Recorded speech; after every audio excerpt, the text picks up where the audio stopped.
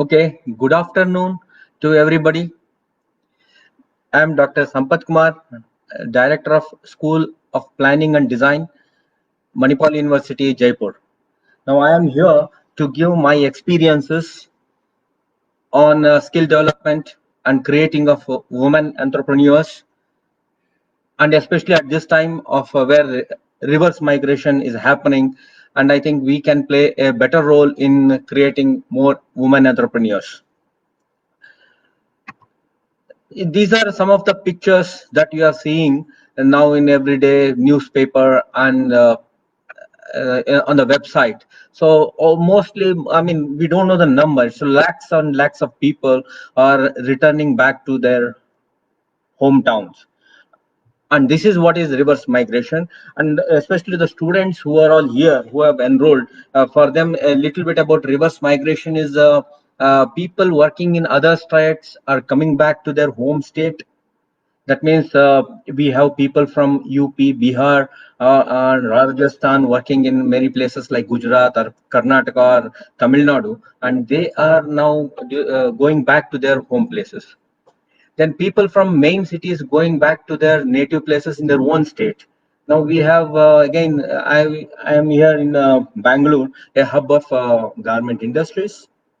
Here we have, I mean, I was working as a trainer and assessor in the skill development sector, and we have definitely trained a lot of women and people in other parts of the states like northern Karnataka, and they have placed them in Bangalore. Now they have also have gone back to their places, native places. Then people from abroad, you are seeing now from the Arab countries, a lot of people are coming back to India. Now, what is this all creating about?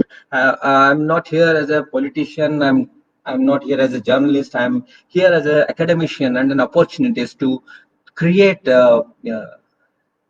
women entrepreneurs who can live their livelihood without facing any problem. So let's go back retro. Let's go back and see how we have actually mobilized, how much work has gone in all parts of the country to mobilize these workforce and place them in various industries. See, we have placed a lot of problems like surface level problems with the locals when you go to a village and ask them for people, so that we can train and we can place them. There were many yes and many no, so we had to face them, we had to convince them at the local level, and then we had to train them. Then security related issues, all the people had we were training were mostly women who were working in the garment industry. You know very well that there are 70% to 80% of the people in the garment sector are women. Now I am, and my presentation is mostly towards the fashion and garment sectors. I For me being a textile engineer and textile and garment person, so there were security related issues when women were there, when they were actually trained and placed in different places. Then opportunities in the neighborhood. There were many opportunities in the small opportunities in this village, in their hometown, in their villages where they were actually there, like small jobs, like which were not regular, which were irregular, like tying up the flowers or making agriculture, looking after the agriculture, like that. So they needed some continuous flow of money for their livelihoods. So we used to pull those people and train them and then place them.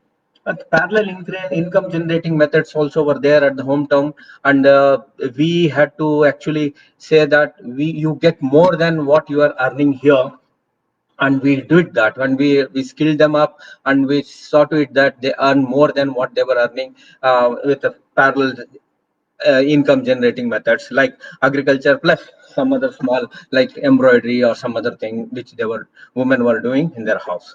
Then migration issue, this was another thing. I have come across people who have seen let's say the trains for the first time in their life. No, at the age of 18 19 years they have not seen the trains, and they had to travel all the way from Orissa to Tamil Nadu, and then we had to train them and place them in the textile and garment industries. So these are all mobilization problem we had faced, and the industry and the training centers who are here listening to this will appreciate this actually, because they must have really undergone all these things issues. Now we are seeing that the entire world is in the reverse condition now. Everybody is going back to their hometowns. That means most of the industries that are affected, I mean, you can google or you can see a lot of people are losing their jobs and all, and most of the industries that are affected are restaurants and hotels industries, where we also trained and placed in hotel management. Then tourism and travel is affected.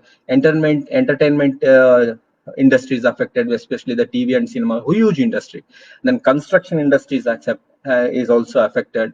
Then our textiles and garment industries are affected, and many more industries we can't name here. Many more industries are affected by this reverse migration. Now, what are the possibilities of this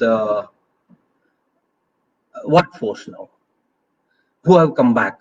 So, number one is they can return immediately after lockdown. Yeah, it is good for them also to come back to their hometown and stay there for 15 days or 20 days, and then go back to their regular work after lockdown. Recently I attended a webinar arranged by Textile Association of India. Though the data was small with them, they said most of the companies are 40 to 50% of the companies are sure that most of the people will return back after the lockdown.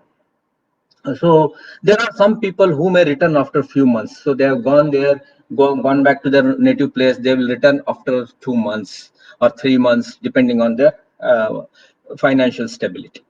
Now there are third sector who look for employment in their place of stay.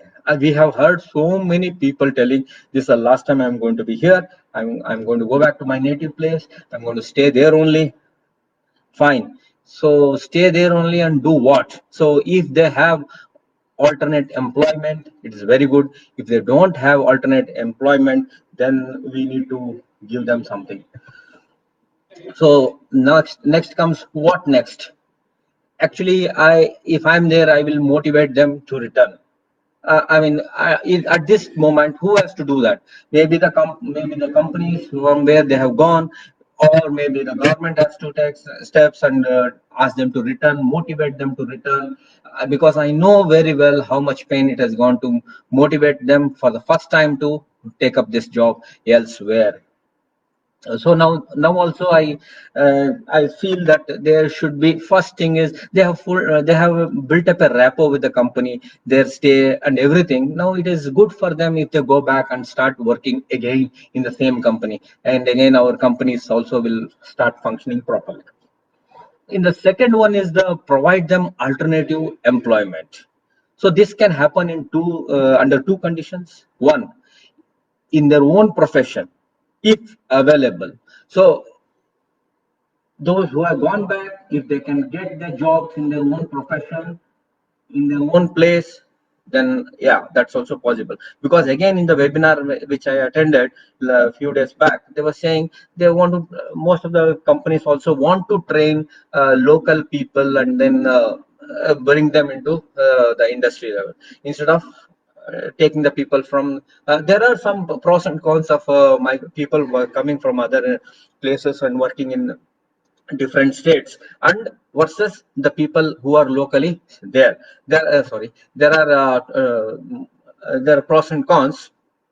So we have to see how they find the jobs in their own place. Now next possibility that is available is they can work in different profession. Is it possible? That is what we have to discuss today. Yeah, I say, as a trainer, as a skill development specialist, and then content developer and experience in this field. Yeah, it is possible. In fashion, garment, and allied industries, we can definitely take them and then we can train them, skill them, upskill them, and then give them some employment. Now, for that, we have to study the opportunities carefully, then train them, and as I said, train them, skilling them and upskilling them can be done, and we have to tie up with the industries, and we can also have to tie up with the marketing avenues. See, about just before the lockdown, that is minus this virus, we were hunting for people.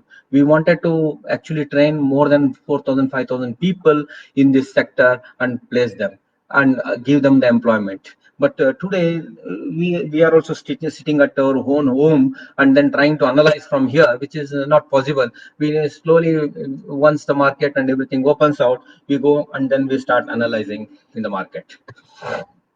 Now, let us look at the two case studies in the rural sectors where it is possible. The first sector is a classical Ballari jeans cluster, which started somewhere around 1970. It started. The jeans cluster is known for the centralized cutting at one place, and then distributing the work to the villages, and then there the people stitch in their own home, and then the products are collected back, and they are again processed centrally, and then they are marketed. So around 15,000 people are employed, and I come from this place only, in this area only. And fortunately, when I was doing my final year engineering in a place called Irehal, I was there. I saw an auto coming, and I saw all these cut pieces being distributed to the villages. I never understood what is that at that time. I'm talking of 1988, 89, 88 rather. At that time, I did not understand what is happening. But when I came to the garment industry, then I understood, yes, this is what is happening. Right now, I feel it is happening. I went to Rayadurgam, that's another place which is very close and which is also mentioned here. I've taken this actually from fiber to fashion. But mind you, about a decade back, I was trying to write a report for Ethiopian government. We were trying to develop some reports, and I was searching the Ethiopian government at that time. The one book on Ballari jeans cluster was presented to them as a model, and that is possible in our country, in our place at present. But we have to work very steadily. What is happening here is, if you Google and see what all these places which I'm mentioning, Ballari, Hirehal, and Rayadurgam, and all those places, if you look at that, they have a centralized cutting facility. Fabrics is brought from Bombay and other places. Fabric is cut there at one place, and then it is distributed to auto, or in cycle, or in auto. The cut parts are distributed to the people in the small village, in the small houses they have. In each house, there are about 2 to 3 machines, wherever, adjusted according to the neighbors' convenience. So people go there, sit and work and stitch the garments, and by the end of the day, another same auto comes back, and they give the garment back, and they are paid on piece rate system. So, and then there is if you look at this Raidurgam, which I'm talking about, from the bus stand around 2 to 3 kilometers away from the town, there is an apparel park, which can in fact have 30 to 40 industries which can have a house. But there are about 4 5 industries which have come up. I was there last 2 years back. I was there. Even today I am in touch with one of the industries there. So the production is almost negligible. But if you go 2 kilometers inside the city from the bus stand, you see a lot of activities happening in the Raidurgam sector. There is a big common facility center which was even set up under Pura, our late Dr. Abdul Kalam's project. There is a common facility center which is set up, and all the machines. I have seen the machines; they are all brand new. Of course, nothing to do with the production system, but I'm just telling you the place as such. And this place is around 40 kilometers to 50 kilometers from Ballari district, Ballari proper. So all these activities are going on inside the town. There, I have even seen garment dyeing unit there, stone washing unit there. So in everything happens centrally. The goods come back, even the buttonholing happens centrally. washing happens, then pressing happens, and the goods are packed and distributed. So this type of system can be started, but requires a lot of thinking and planning by the big industrialists. Now let us take the second cluster, where second case study, where we look at small components as such, and then trying to build up the women entrepreneurs. So there is a skilling and enterprising of 430 women which took place in Tamil Nadu in 2014. I've seen there are about a lot of 150 to 180 pockets of the Sri Lankan refugees in Tamil Nadu. So where nobody is allowed to enter. So our team at that time went there with the help of NGOs. We started training the women in their places, and then we in these four sectors: apparel, jute, handicrafts, then waste recycling sectors, and then we marketed them for them, and we created entrepreneurs in their own pockets. They didn't have to come out of that place and work in a company. So I'll just take the case study of this thing also. Why we started this? That's one thing which we thought we should discuss. So inability to work for 8 to 10 hours per day. That means when you go to the industry, the women have to work for 8 to 10 hours continuously in the industry. So which was not possible in many of the women. They are having a lot of free time, like 4 to 5 hours per day. They were having in their own house, but they have to look after their family, and they could not go to the industry and earn. And no industry allows anybody for 4 or 3 or 4 hours like that. So we thought we can give them the employment in their own house.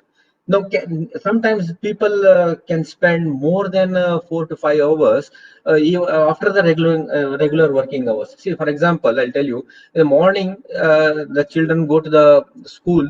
Till that time, they have work with the children, and then they do the household work for another 1 or 2 hours. Then they are free. They sit down up to, let's say, 4, 5 o'clock, 3 o'clock, 4 o'clock, 5 o'clock, till the children come back from the school.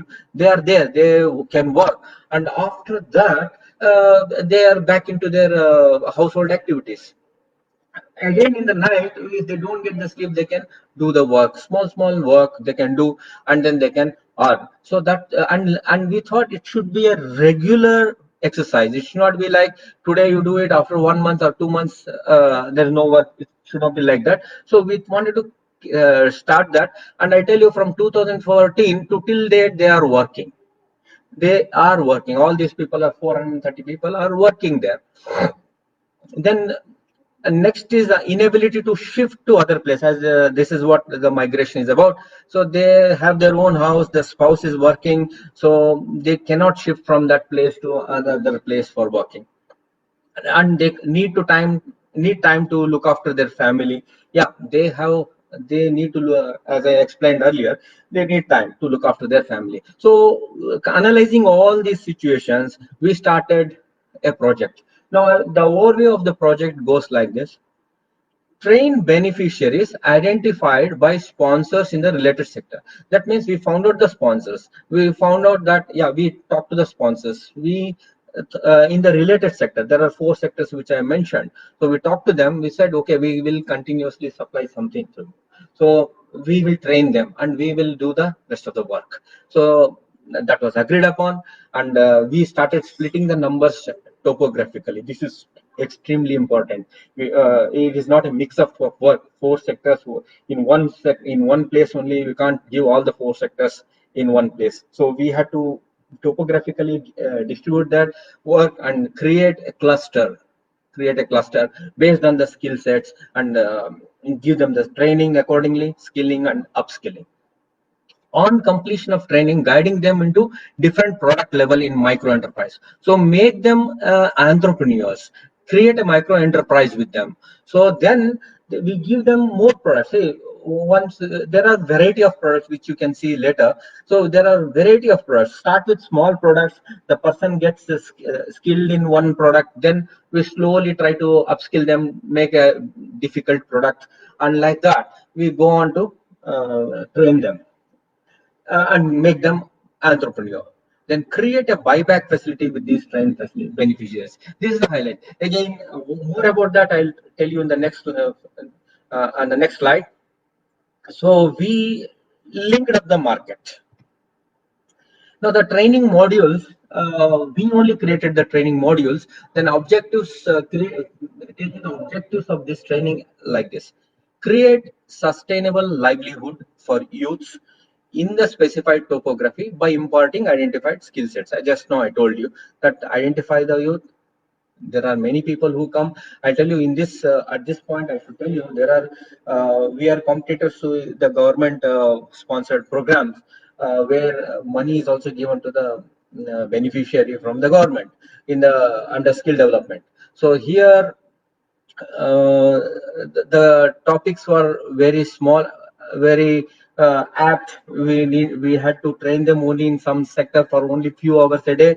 But the training program, which in fact I have also developed 45 modules for government of India, Ministry of Labor. So the modules were starting from 100 hours to 200 hours and 400 hours. It goes like that.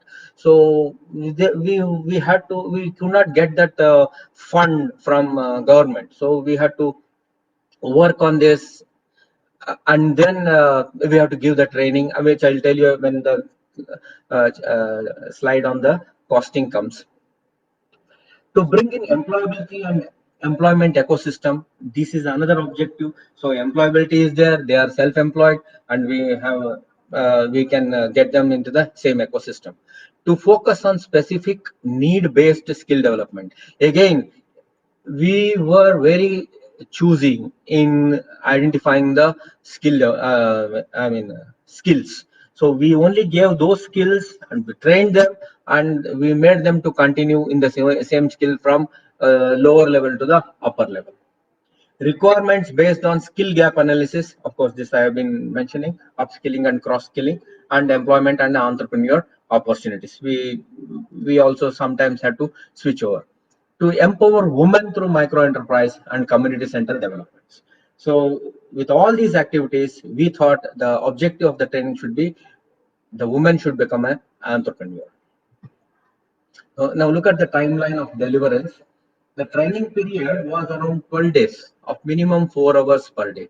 What we planned is take one village, take a sector, bring a trainer. So train them for 4 hours in the morning section. Then the trainer will have lunch and he will go to the next village, which may be around 4 to 5 kilometers apart. Train the next set of people in that village for 4 hours. So that's all. The rest of the hours they used to manage with their household work. We did not disturb them.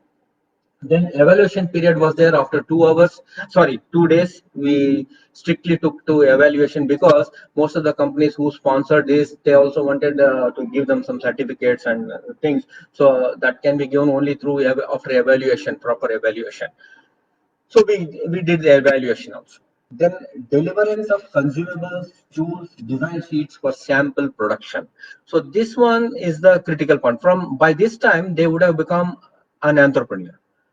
So then we started giving them the all the consumables, all tools and design sheets for sample production. So it is like if you say it's a 1 month training period where 15 days is actual training with our products. Then the next 15 days they will be trained with the tools and consumables which we provide to them, which they purchase rather, which they purchase. So they start getting trained for another next 15 days to make the sample production. Once they know that this is the sample production they make, so 3 days after sample productions are submitted, they get into the production mode. So we put them on the production mode. Production readiness after 15 days into production mode, we give them the they start producing the samples and we start getting the products from them.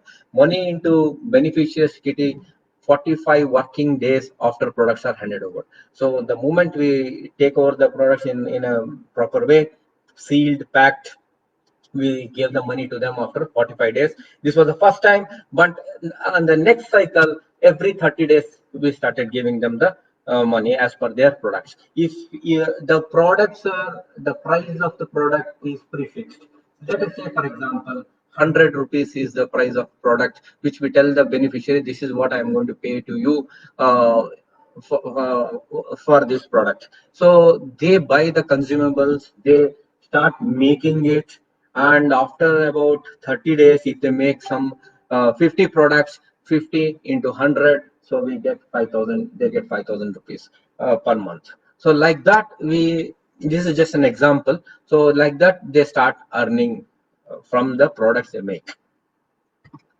Now, these are all the glimpses of some training. Here you see, we don't need any big areas or equipment or infrastructure or anything like that. No, nothing is required. The people who sit on the floor and women sit on the floor and okay, neatly dressed, but there's no proper dress code, no problem, but they're all neatly dressed. They sit on the floor and the trainers go to their place. It is not that the people come from their houses to a training center which is located at one place. No, it is not like that. It is in their own place. The trainers will go there, train them in various sectors, and then the production continues. So this is the assessment. I was there as an assessor with the team. So I went for the assessment also. This was in Madurai when I went for assessment. Then these are glimpses of some of the products developed. But if you look into the actual website, which I'm going to give in the last slide, you will see all the testimonials, all the products, and every photographs of these things. Now, this is the most important part of the entire thing. The project costing. It basically consists of two parts. One is the training cost, which you see in the left hand side, and the other one, you see two of them, they are the entrepreneur cost. Now let's talk about training cost. I also already mentioned that government gives some training programs, but our training is not suitable to the programs which are floated by the government even today. So what we did is we took the help of some government schemes under Tamil Nadu Women's Development Corporation or with ADRA, which is an NGO. We took some government schemes and also the CSR activities. From the CSR activity, that fund, we approached Apollo Tires later on and Pintia Skills, who are the actual brain behind all this project. Is Pintia Skills.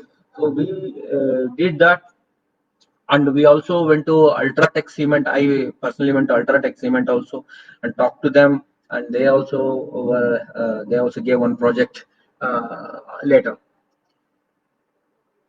So that is we used to collect this money only for training of those people, where we used to give our own materials, our own tools, our own consumables, and after the training is over, we used to take it back. Now here in the next entrepreneur, we were charging at least minimum 5,000 rupees per head from the beneficiary. This is because, see, there are, as I told you just now, there are many training programs which are free. So the moment the training is over, people will say, okay, the training is over. Next day they vanish from the place. They have learned it and they vanish. So it's a waste of time for us. We lost money like that in the beginning. Then we thought, okay, in the first 2 or 3 days, we'll assess the beneficiary. If that beneficiary, the woman, is very serious about it, we charge them there and then and there itself, and then 5,000 rupees was paid upfront, and we started training them and then making them the entrepreneur. Then there is again entrepreneur cost. This entrepreneur cost is not just 5,000 rupees. The tools itself are more than 5,000 rupees. So consumables and other things also we need to give. So suppose now project costing, I take for example 50,000 is the cost per person. So in that, let us assume again 25,000 is the training cost. So this 25,000 is taken from CSR activity or from government schemes.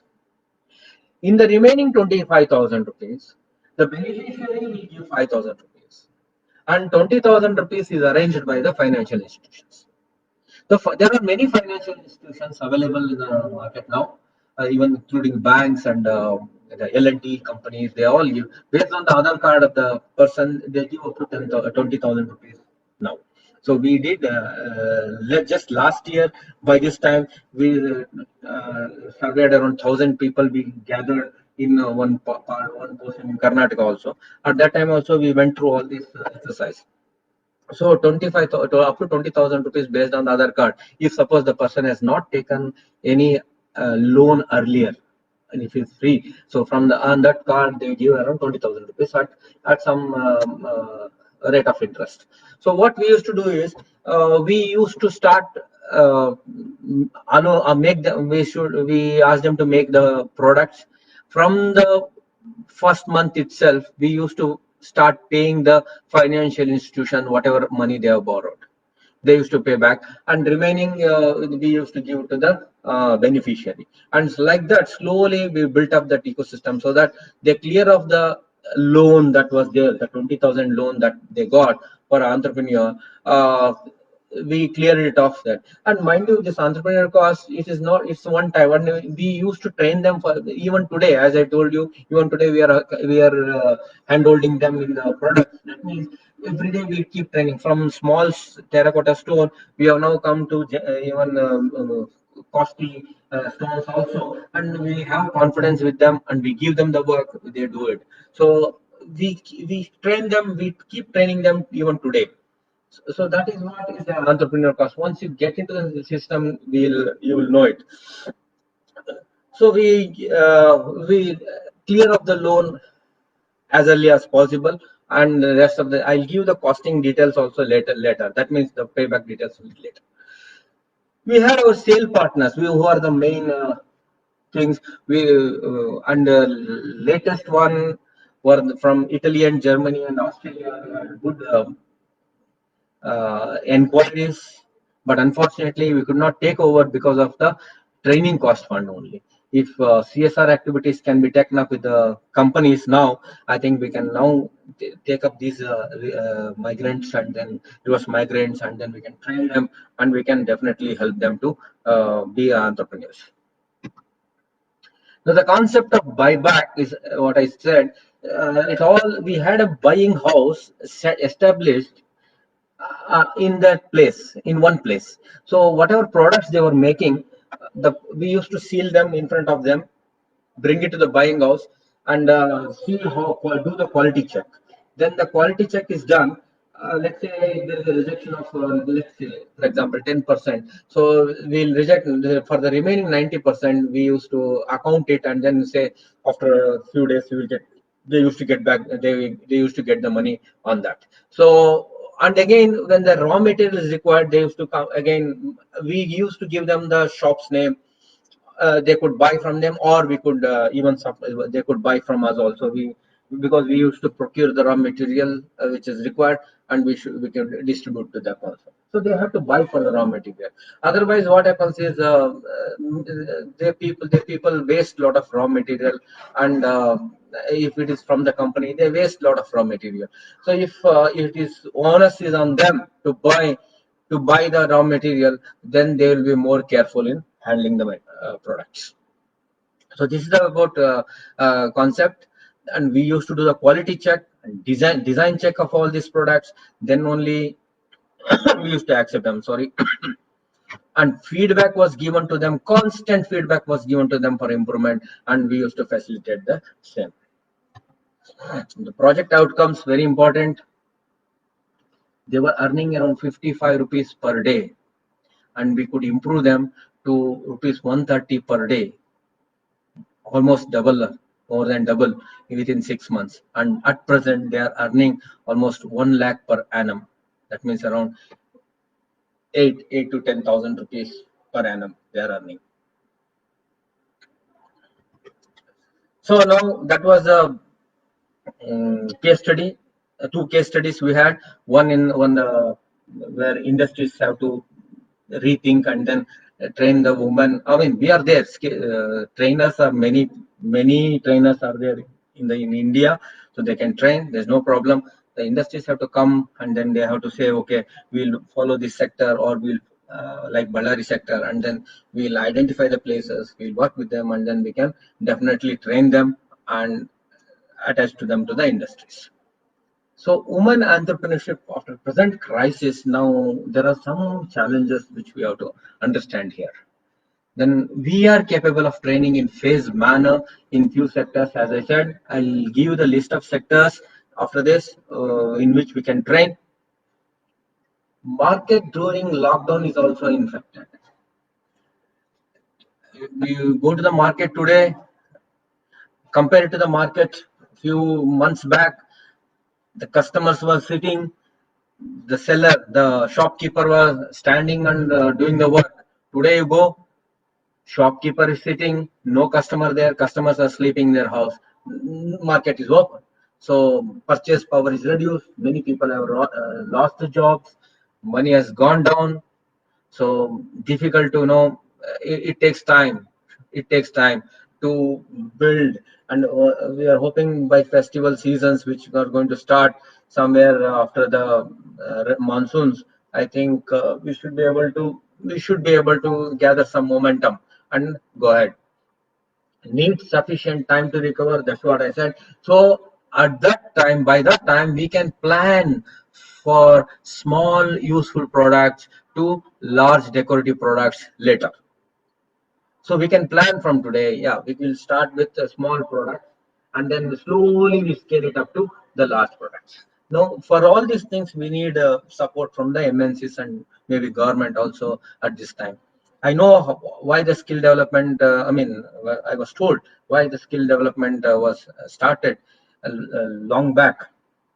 It's because the school dropout was around maybe 20 to 40% school dropout was there.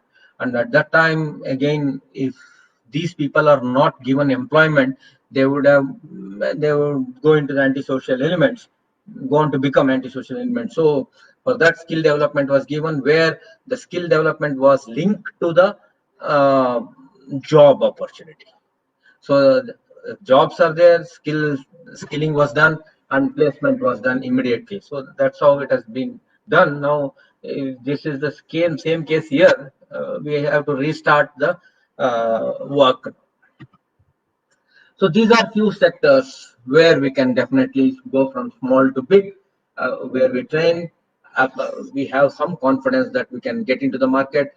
Apparels and textiles, the kitchen gardening is going to be the talk of the town now. We are seeing most, and we are becoming more hygienic now. And then, to avoid unhygienic method of selling of these vegetables and fruits, we can think of kitchen gardening, which is going to be, I think, the future market. With the water wastage also can be controlled through this. Then we have waste products, products made from the waste newspapers, then the terracotta products, and beauty and wellness. Again, beauty and wellness take some time to recover, but now, right now, we can train them in making the products as well as applying application of those products. Let's go into the details of each of these products. In the jewelry section, artificial jewelry, we can start with studs, hangings, pendants, necklace, and bracelets, etc. You can see all these things in the websites of Quintia Skills. Then waste management, recycled newspaper products. These are some of the products like table coasters, pen stand, bowls, table weights, trays and bags. Then, as I just now told you, we have worked a lot on these things, depending on the space availability, depending on the type of plant they require. We can work it out. We can engineer them. Uh, we can go for basic plants which are day-to-day used in the household. We can do that. Then, of course, apparel and textile, block printing and surface ornamentation can also be done. Beauty and wellness, as I told you, two types. One is the beauty and wellness concept itself, the facial, manicure, pedicure, eyebrow trimming, etc. And second one, the basic product making for face packs, face scrubs, moisturizers. All these we can train them in making of these products as well. Then this was, I think, I worked in 2000.